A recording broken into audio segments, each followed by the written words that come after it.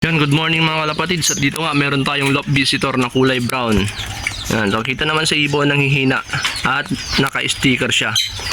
Intact pa yung sticker niya pero binuklat ko to kagabi ay MPFL yung kanyang ring band. Ito yung ibon nyo mga idol kung saan mang club yung MPFL MPFL ata or MFPL, basta ganun, kulay black yung singsing niya. Nilagyan ko na siya dito ng pagkain at tubig kasi kahapon daw nandito lang to sa loft nung nagpakain si mother ko ng mga breeder natin, ay nandito siya, nakadapo lang siya dyan, tapos hinuli na lang.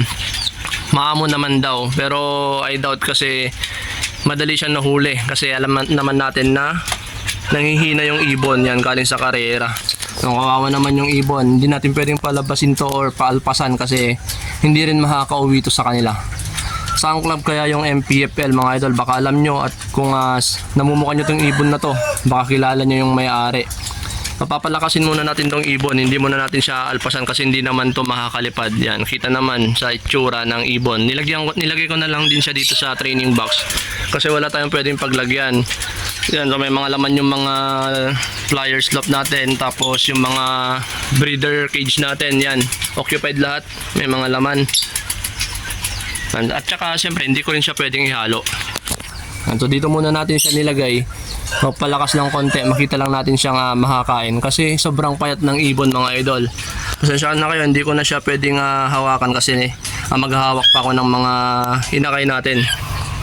Yan, so magpapasubo kasi ako ng inakay doon. So hawakan ko pa, kaya hindi ko na pwedeng hawakan ito. Siguro i-video na lang natin next na video yung ring nitong ibon. Naka-sticker pa nga.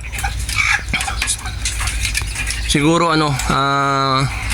malayo pa yung uuwian nito, hindi na kayang umuwi ng ibon.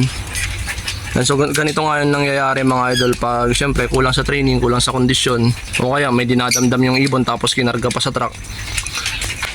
Pagkakaalam ko wala naman tatak yun sa pakpak, hindi ko na napansin kasi. So alpasan natin to pagka medyo lumakas-lakas na yung ibon. Hindi kasi natin pwedeng alpasan na mahina yung ibon kasi kawawa, baka sa iba mapunta. Yan, hindi pa maalagaan.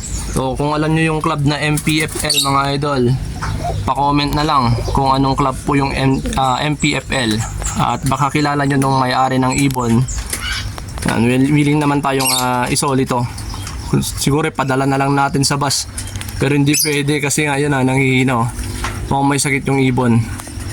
Pero i-recover natin to siguro mga 2 days, okay na to. Yan. So ayan mga idol, dito muna yung update natin. Yan, nag-update lang tayo sa loft visitor natin. Peace out mga idol.